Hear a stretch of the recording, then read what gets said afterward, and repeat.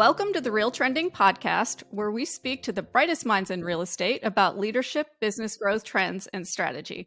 I'm your host, Tracey Velt. I'm the Senior Director of Content and Data for HW Media.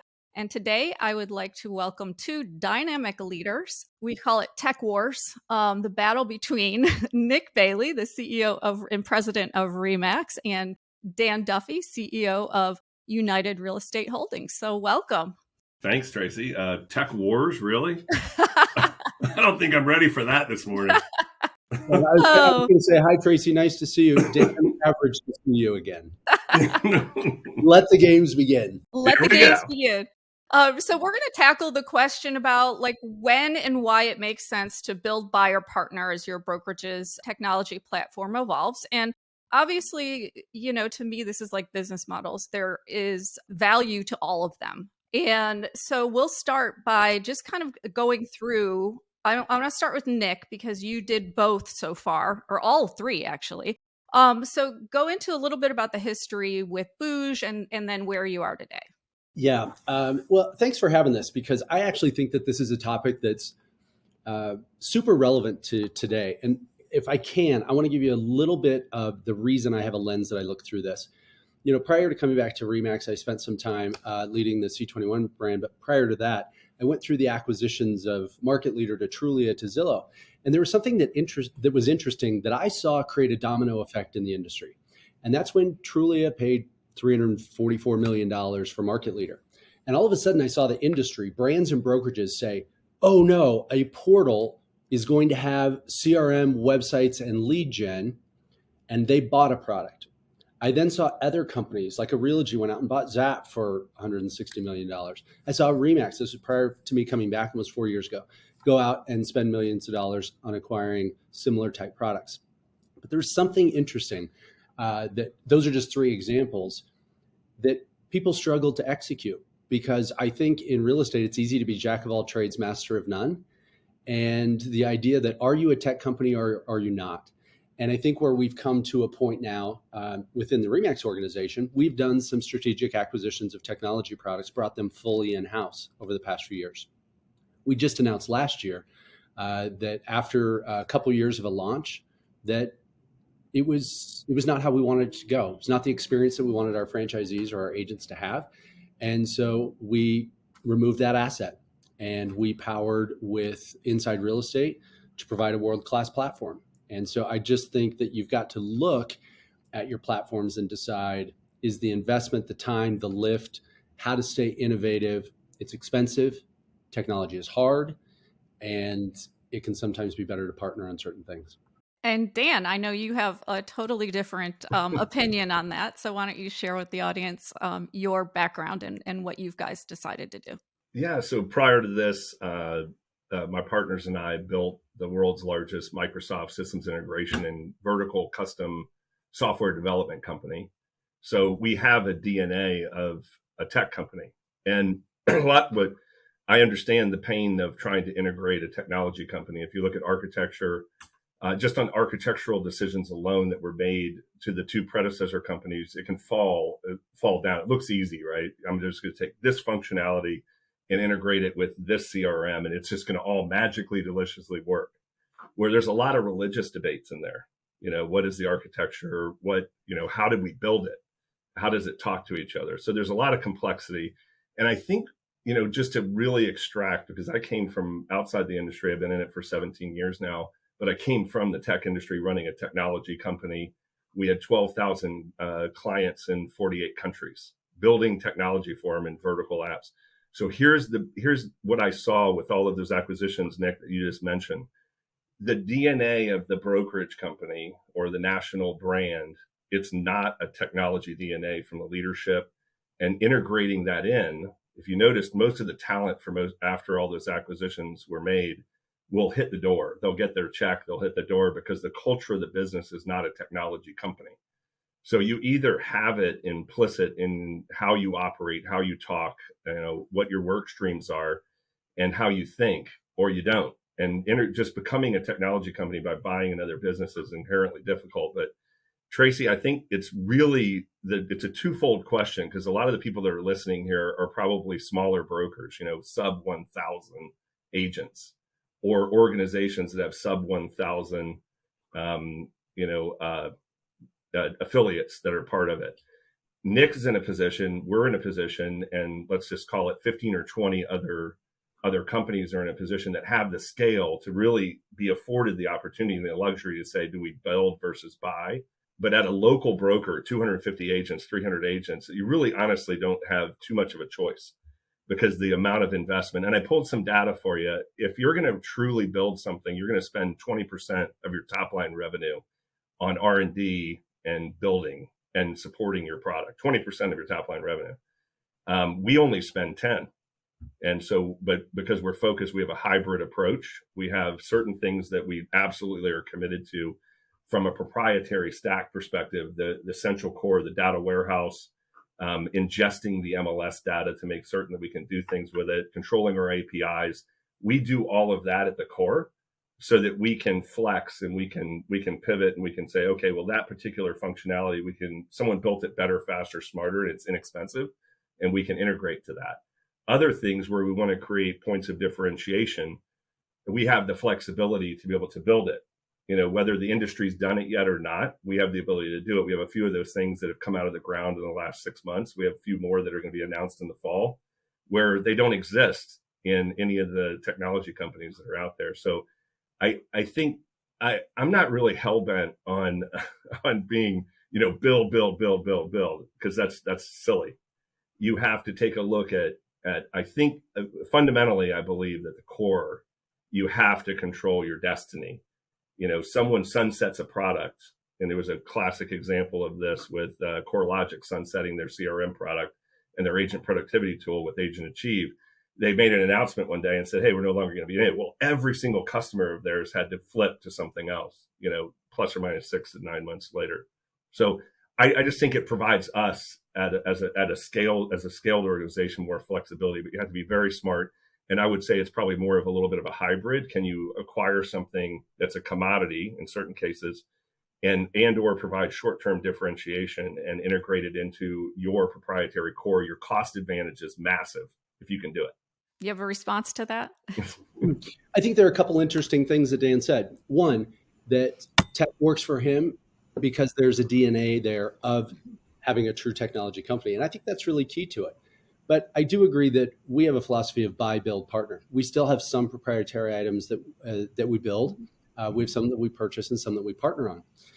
But I will say that here's where I do disagree on the CoreLogic example of people not partnering because the fear of sunsetting a product or they sell the company or they're acquired, because that cannot be the only reason that you don't partner.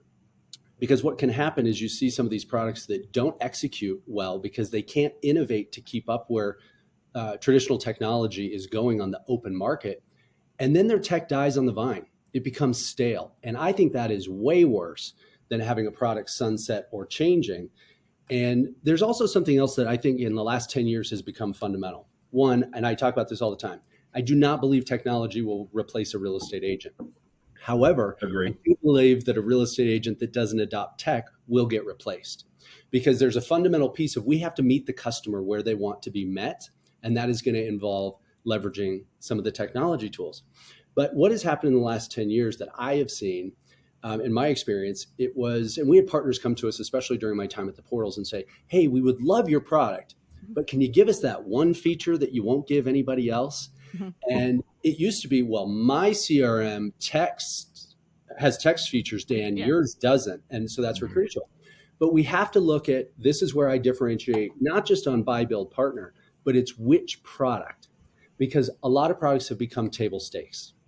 I believe IDX agent websites are a prime example. It used to be buy our website because of this, buy our website because of this. Anyone can go out and find an agent website provider for $5 a month. It's a table stakes product. And oh, by the way, all the agents still spending thousands and thousands of dollars on sites, but no one's going to them. It's like putting a property in the MLS with no address. It can be the best listing in town, but if you can't find how to get there, it's not going to matter anyway.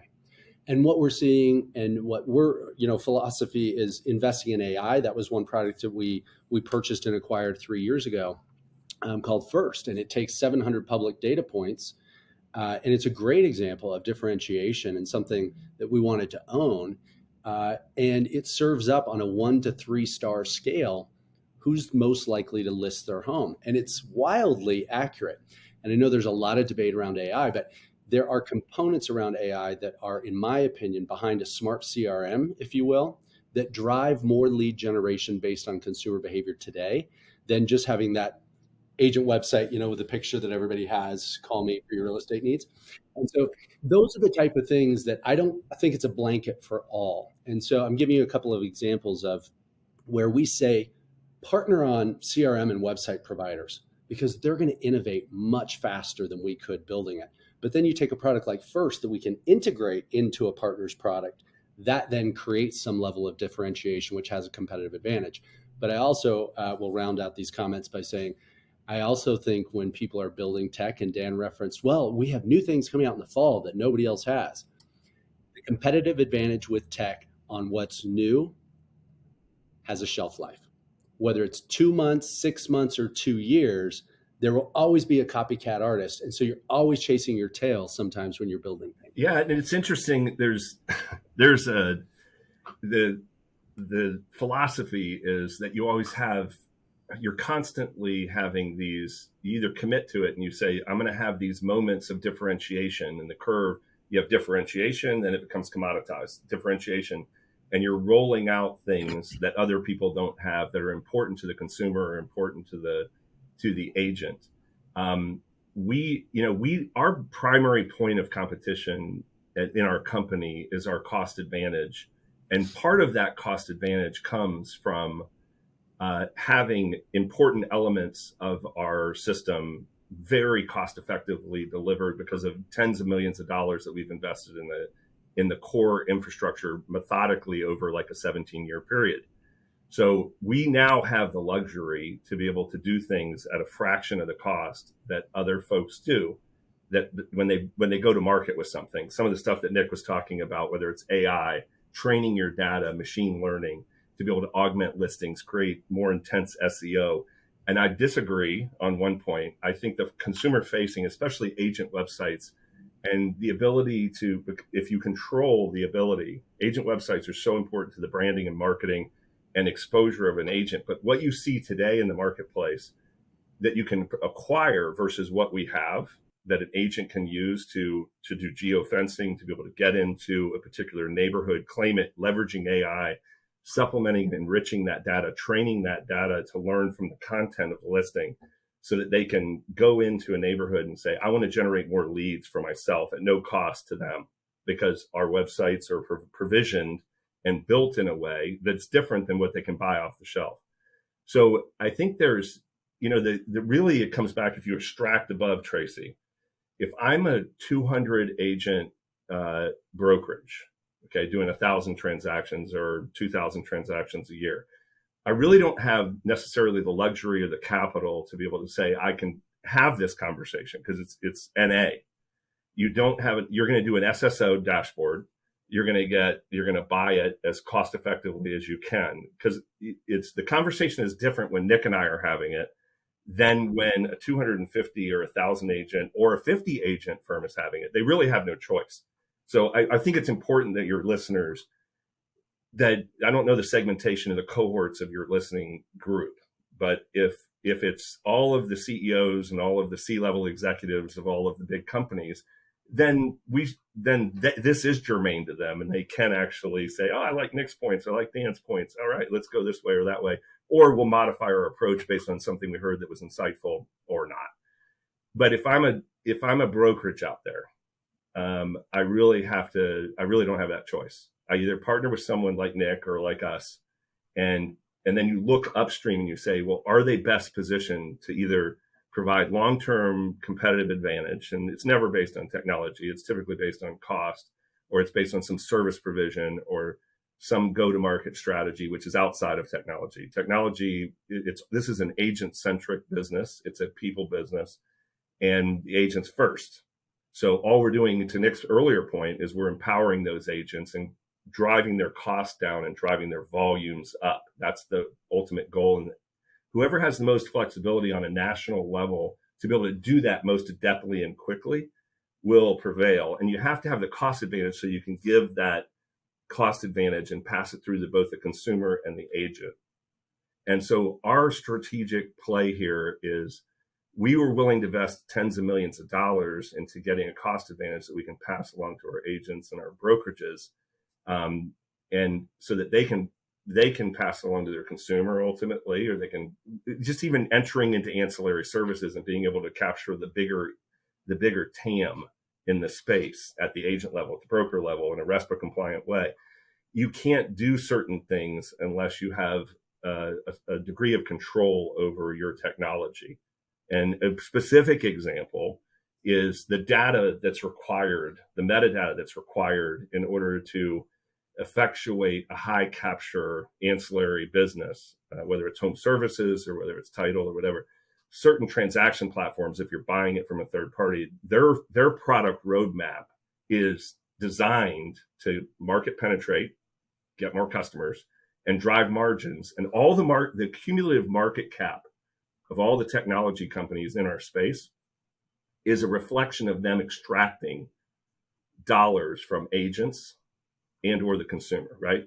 That's by definition, billions of dollars of market cap, hundreds of millions of dollars on the backs of agents and on the backs of brokers. I'm not suggesting doesn't need to be done, and they're probably in some cases the best equipped to do it. But we need to be at the larger company level, we need to be in a position to, on behalf of our agents that are affiliated, defend their economics, and because there's pressure coming from a lot of different directions on their businesses and their outcomes. And we like being in a position where we have the ability to selectively partner where necessary in a cost-effective way, at pennies on the dollar, be able to deliver real impactful things to agents. And we'll be able to do it forever because we're not dependent on somebody else's core technology. And it's actually increased our nimbleness. Our prior investments have really increased our nimbleness to be able to respond to markets like we're in today. We've been able to do quite a number of things that we weren't able to do 5 years ago because our investments hadn't taken root. We hadn't gotten perfectly into the cloud. The web services weren't mature, but now they are. So now we can tack a lot faster and we can do things. We can partner faster than we could even 5 years ago. So feel pretty good about it. But, having been on that side and, literally was the largest channel partner for Microsoft in their business solutions group. And we sold that. I was on that side I know what my economics were. I was extracting economics from customers. In this case, I'm on the other side. So I'm just saying there's those technology companies have to make money and they get pressure to drive margin, and they have to, and it's going to come from somewhere. And I think you're defenseless if you don't have a certain degree of ability to credibly build something, partner from a position of strength. And the only way you can do that is because you always have the ability to build. Okay, but Dan, I'm going to jump in here on you. Yeah. Because I think I love what you said, but this is supposed to be kind of, what did you call this? Yeah. Tracy? This is Tech Wars. Tech Wars. Tech Wars. Like the audience needs something here. I loved all that you just said, because I think for a lot of people that don't understand technology, you proved exactly why many of them shouldn't get into the technology business, because it's complex and you confuse the heck out of a lot of people. I think the reality is agents have to look at it this way. Tech is hard. It's hard to change. It's hard to adapt. It's hard to learn. But ultimately, it's to make them more efficient. And I think that people should be cautious about what is a tool and what is a toy. And let me give you a great example. When you talk about market caps and billions of dollars, I think over half of it is toys. And it's not really great tech that really provides an agent a closing or a transaction-ready consumer. And what I mean by that, do you remember the first iPad you ever opened? It's like, Merry Christmas, you open the one under the tree. I carried that plus my laptop plus my phone, and all it was a bigger screen to watch movies on the airplane. It really didn't have great functionality. It was a toy for a business person. Now look at how that's adapted and grown. But it's interesting that you mentioned leads. I also have a theory. You look at just 10, 12 years ago, there were 4.5 million residential transaction sites done in the United States. There were 4.6 million online real estate leads generated. 10 years later, We had about 5 million transactions last year. We had over 250 million leads, nearly 300 million leads that are created. I don't believe that agents want more leads. I believe that agents want more transaction-ready consumers, because at the heels of what you mentioned, them spending, they're having to spend a ton of time and money on tech to figure out, of these 250, 300 million leads that are up there, who really is a buyer or seller? And I think that they want tools that you can put in their hand to say, what is happening today to meet consumers where they want to be met, that serves up to someone that says, hey, I want to buy a house or sell a house. And it needs to be that simple for the agents. And when you look at dramatically AI, I mean, I heard someone the other day, and I agree 100%. We think that there's all kinds of new tech every year, and there's really not. It's only about once every 15 to 20 years, a major technology innovation comes to market. These little things that we carry around, they're just about 15, 18 years old that we've been carrying them. And so, Nick, what was the last technology innovation that hit? I think the new one of today is AI, right? We have schools blocking it. I disagree, by the way. I disagree. I think it's going to change a lot of that behavior. But that's an example of when you have tech companies that can be nimble. And as these things start to change, I don't want to build my own mobile device, just like I don't want to build my own AI company. But I certainly believe that you fast forward, you're going to have click here to write a listing description that will be integrated via AI. And let's face it, not sexy, but the number one technology that has made the consumer experience better and the agents more efficient in the last 10 years. What do you think it is? Yeah, no, go ahead. You hit us. This is a test. E-signature. Yeah, that truly has revolutionized the agent's business. I don't have to drive 45 minutes to get a price change signed. The consumers have a lot easier. And that's an example of how I started with tech versus toy. I think that we have to also look through the lens of, does this help an agent be more efficient? And does it help a consumer have a better experience? And if it doesn't kind of check one of those two boxes, it could be a toy. And I think that's where a lot of brokerages spend a lot of time and money. I think you would be surprised at the number of smaller brokerages or brokers who are building technology as well. I've interviewed quite a few of them. Mainframe is one that comes to mind in Florida, who ironically built a whole e-signature platform. And, he said, I realized that's the one thing that everybody says, don't spend your money building an e-signature. But it worked for his company, so, and as far as the audience, I think it's really a mix, but it's a lot of the 500 top brokerages in the country. So, you had said, Dan, that you disagreed with AI. So what do you think is the biggest tech innovation? No, I think the one that's, look, I was part in 1999, it was the internet, right? The advent of the internet. That was a big deal. Bringing models online, taking them public. I was part of that. And it was huge. People were trying to figure it out. I personally think that speed to market and part of it is in fact AI powered, but the cloud is massive, and AI is a tool within. We use it today to augment our listings, and we train our data. We're using it today on behalf of our agents. So it's not like it's it's something that we might do or whatever else. We're using it today to enrich our data in our data warehouse that we're ingesting all the MLS data into ours, not paying someone else a huge amount of money. We manage all of that in-house because we're large enough to justify the fixed cost and the variable cost of doing that. And it's essential to have control over basically your data cube, your data warehouse, both your agent data warehouse, your listing data warehouse, your solds, et cetera, so that you can do things with it on behalf of the agents at zero cost. So you can we pass along 96% of the commission to the agent. And the only reason we're able to do that is because of 17 years of deep investment, so that we can provide a fulsome kit from local services, brokerage to agent ratio in each market, physical offices, all of the things of a full service brokerage, quite a few points of substantial differentiation in what we provide, but still pass along 96% of their commission back to them. So the way we got there was deep investments over a decade. And so I think that the AI is is hugely impactful, right? And we have yet to start uncovering like the speed at which you can write code, the speed at which you can enhance body copy, you can generate content for a broader outreach as an agent to promote themselves, to say, here's a property that I have. I want to tell the world about it, and I can do it in seconds instead of hours of developing collateral material, et cetera.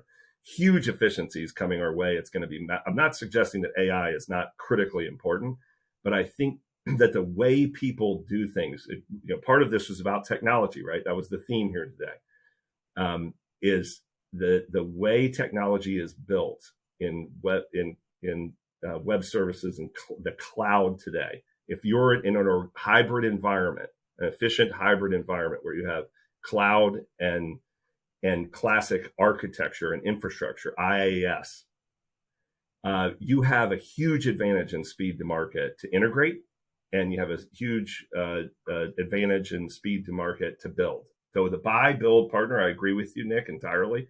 That is always on the table. That's to use your term, table stakes. Buy, build, partner.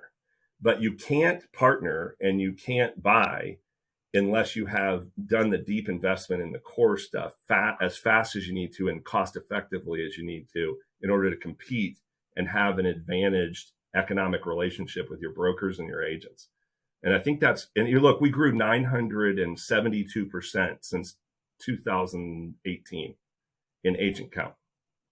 And that growth in large part was because the agents are saying, I want that kit, and I want to have a favorable economic relationship, and I want to keep more of what I earn.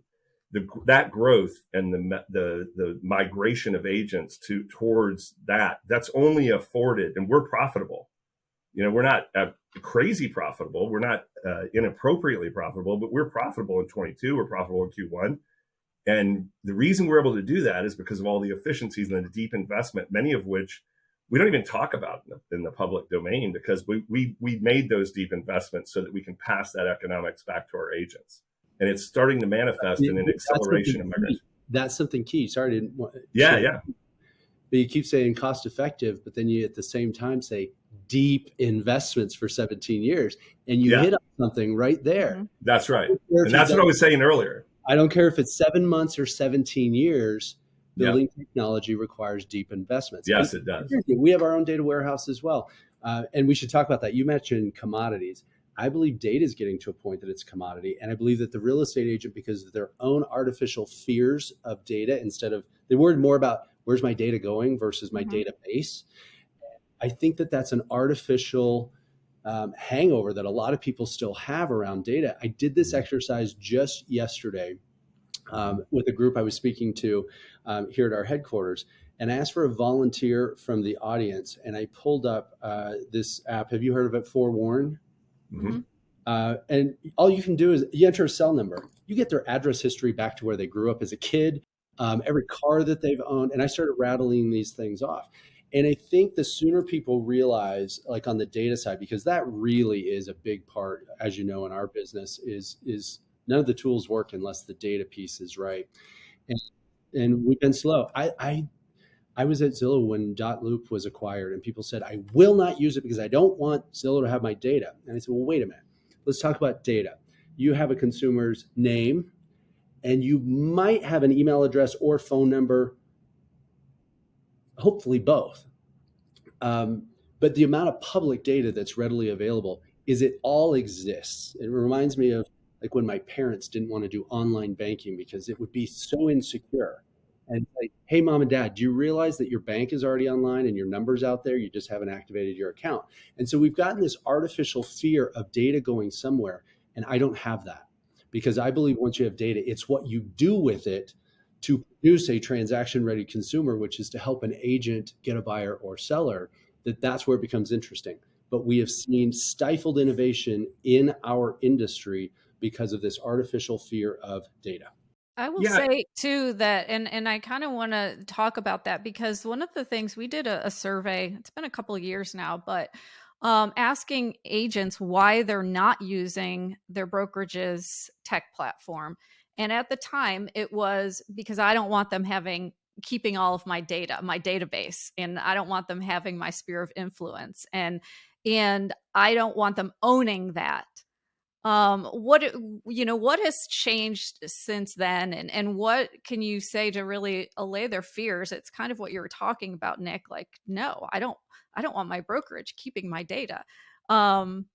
So talk a little bit about that. I'll go with you first, Yeah. Nick, since we were. Great question. I think the industry has done a much better job at when you sign up and you look at the terms of use. Most of them will explicitly state that you're utilizing this product, but the information that you put into it is yours. And I encourage brokers to say, it should also say, if you ever depart the company, you can extract that and take it with you.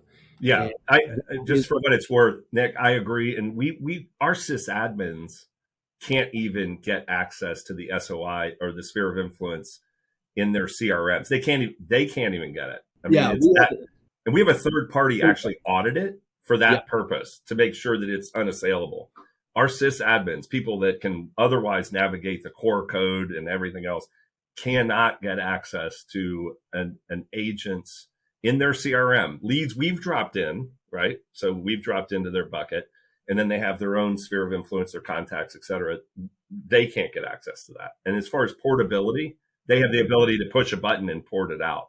Yeah, and I think that's how most operate today. And that's what I mean by terms of use. I think that if agents pause for a minute and look at the terms of use for maybe their broker or their brand, or whomever they're utilizing, even in an e-signature scenario, and it'll likely explicitly say that that's theirs, and so they should feel good about it. Now, the reality is, all of their consumers or their farm area, that is public data. We just don't know exactly what agent has what. So, could we go out and market to every single person in the U.S. based on public data? Sure, but this is also a relationship-driven business that, as a broker, as a brand, to leapfrog the agent has a horrible capture rate because the consumer signs up to work with that agent. And so that's why that subject, I said, I kind of laugh at it a little bit because I know it's real, but at the same time, the way the consumer is so tightly connected to their agent anyway, it's hard to break that relationship. And so I don't think it executes in reality, even if people did have access. And I think this is on point, Tracey, but let me share something with your audience. We have talked to no less than 200 of the market share leading brokers to potentially invest directly in them over the last 12 months, 18 months. Okay. These are 250 to 3,500 agent firms and typically independent, right? Some of them are coming off of franchise agreements with other players and they're within, and Nick's like, yeah, they're within that 1 year window where you can actually start having conversations. Are you saying, Dan, you're tortiously interfering? No, I'm not. No, that's the first question we ask, man. So if you still have a few more years left on your franchise agreement, we can't talk to you. But we talked to, like, literally, we have great folks, just a real amazing, loving team of business development people that will find who the market share leaders are that are eligible to potentially have a conversation. Many of the bigger brokers are trying to solve this problem, Tracey, that this is why this conversation is so germane. They're like, I've got this unbelievable SSO dashboard. I've got 15 different vendors. The costs are getting away from me. I have to plug it out. So the economics, and they're actually, many of them were considering and were perfectly, like Philip Cantrell in Nashville, #1 market share, venerable, smart as hell. And he's like, well, I might just start my own franchise system and go sub-regional or national. And by the way, Philip Cantrell is bright enough and definitely has the chops to do it. And he's like, one of the things that I had a hard time scaling with is, what am I going to do with tech? Because it's getting away from me. I'm paying this vendor and that vendor and this vendor. And then this one hacks me off, and their product roadmap, they won't take any suggestions from me about what feature functionality I need in order to run my business and be able to adapt to market conditions, change certain things. And he's like, I'm stuck, I'm stuck. So those conversations are actually reinforcing our decision that we have to have the flexibility to quickly and cost effectively, and then have the leverage to negotiate fairly with certain vendors when they built something that's really just killer, right? Can we get it in a one check that we can write and give it to our agents for free? Tens of thousands of them.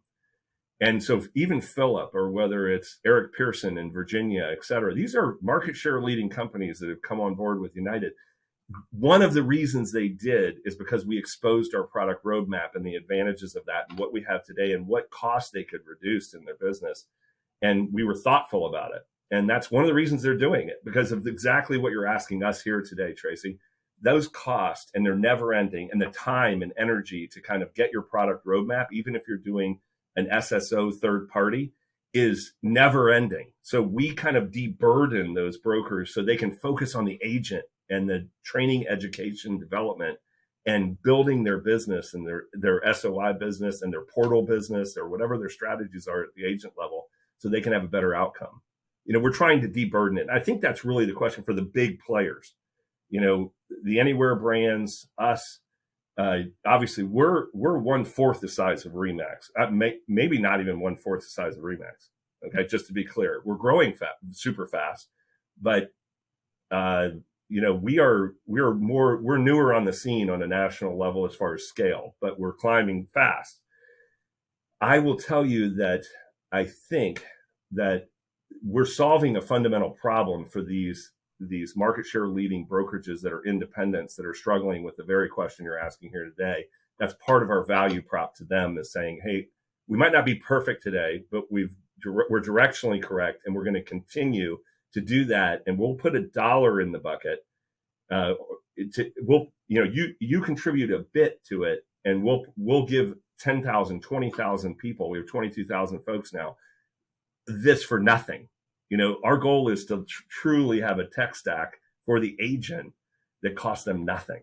But it can't cost nothing, because you still have Costs research us. and development. Don't you Oh, still? that's you still have to keep up with the changing technology and pay No for doubt. that, correct? Yes, but it costs them nothing. Okay. The key is the agent economics. So the agents don't get told, hey, you're going to pay me $500 a tech fee a year. And we have two different businesses that we run. We have 450 offices in the rural space, and they contribute directly to the tech on a per office basis. On the other side, all of the technology is provided to the agents complimentary. I mean, all of it, the core CRM, the TED, the training education development program, the LMS program, the marketing hub, the websites, all of that functionality is provided to the agents. Now, if they want to augment it because they have a certain bit of, they can, but I'm telling you, we're able to do. So Tracey, yes, there's a huge cost to us, but we made that commitment and we can afford to do it. And now that we've gotten to scale, our unit economics are favorable or adequate and fair, and theirs are superior. So that's what we're after is a superior outcome for the agent from an economic perspective, and we're willing to make those big investments on their behalf. And if we make a bad investment, we'll eat it. So I don't know. 10 years from now, we'll figure out who was right. Nick, what say you? Well, that's what I love about this discussion is I'm not here to say one way is the only way. Yeah. Because there's a lot of room in the industry. But, going back to the initial question, Tracey, and kind of some of my final thoughts are, I think brokers have to just look very carefully at what business that they're in. And the ones that I've seen do it well, and if they have a technology arm and they truly want to be a technology company, it does take investment. And it takes, you talked about deep investment and time to get to scale. It costs a lot. It's money and energy. And if you're prepared to do that, have the money to do it, you can do it. I'm not saying that you cannot.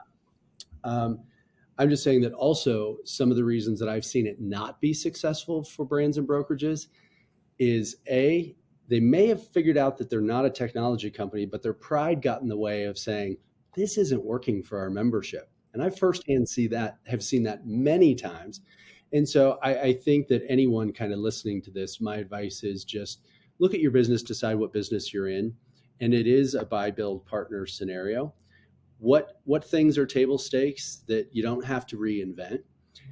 Scale, I agree with you 1,000%. Like we offer all of ours, US and Canada. We launched 90,000 agents on our new Max Tech platform in the last 5 months. and it's free to all the agents. We couldn't do that without scale. And so I think we're hitting on something else it's becoming more and more difficult for the 20, 30, 40, 50 agent brokerage out there, not affiliated in some way, to take advantage of scale, because the only thing moving faster than the changes in this real estate market is technology.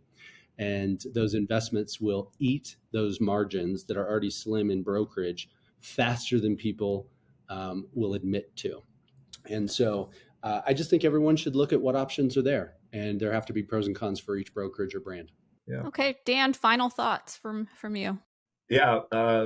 Final thoughts is, I think 10 years from now, it'll either be one of the existing players, either one of the two of us or some newcomer, but the point of competition is who can provide a comprehensive kit of training, education, development, coaching, financial advisory services, the holistic offering to an agent, and then at the most cost-effective, with the most cost-effective delivery system. And I think it does take scale to do that. So there's going to be someone that emerges that has committed deeply to that, the unit economics or the outcome of the agent, so that the agent can have a great outcome, changing the trajectories in the lives of agents, because we fundamentally believe, and I think Nick does as well, that the portals are awesome from the consumer perspective, and we don't fight the portals. We actually appreciate what they're doing, Zillow, Realtor, et cetera. We have to learn how to work with them, and our agents have to learn how to work with them, and we're, partnering where appropriate. Okay. But still, a massive portion of this business is SOI, and it's a human experience, right? To transact real estate. I think that the larger organizations have to figure out, and are figuring out, how to deliver a comprehensive basket of services and support to each agent, to each cohort, each subgroup of agent, in a way that they can digest it, use it, and get a great outcome. And technology is a part of that, but it's a lot of human capital as well. And so I think that it's really exciting over the next 10 years. I think it's going to be great. It's already been exciting, for the last 10 years, all the changes. But I think technology companies have got to have a solution here, because outsourcing it, in my opinion, especially the larger players, to a third party or being dependent on them, makes you dependent, and you can't move. You're not as nimble as you need to be in a very fast moving market where dynamics are changing. The technology is moving very fast, AI, et cetera. I think you have to be on your toes, and you have to be able to move quickly. And I think by having your core technology offering be proprietary, it's a huge advantage on the cost side, and it's a huge advantage on the offering side. And, that's the direction we're going. All right. I was going to end with that. Nick, do you want to say anything else? No. Oh, well, the beauty of this is that, honestly, technology is not the only thing that drives agents to a brokerage as well. That's right. It's actually the fourth most important. Right. I just spent $450,000 to answer a question I kind of already knew with a third party. And it is the fourth most important thing on an agent's list. Forget what the reports that come out of NAR or whatever else you read. We hired an independent white shoe firm to come in and do a primary data analysis in the space. And it was about culture. And it was about, do I trust? Do I love the broker? Do I love the feel of it? And compensation plan was one of them. And technology was fourth, fifth, depending on what question was asked. So it's not the most important, but it is important. Absolutely. And that's what I started the conversation with. It's like business models. There isn't, you both probably feel like yours is the best, but there's room in this space for everyone. And I think that we had calculated the top 500 brokers only had 27% of market share. So there's room in this vast industry for everyone, and to move. So thanks so much for joining the RealTrending podcast. I really appreciate all the insight that you both offered, and I think that brokers will get a lot out of it as well. Right on. Thanks for having us. Great being with you, Dan. Yeah. Fun to give each other a hard time, and I respect. Much love. Much love, my I friend. respect Dan and his business very, very much. And that's probably the best part of this industry, right? We all have Right. different ways of getting Yep. there. But Yeah.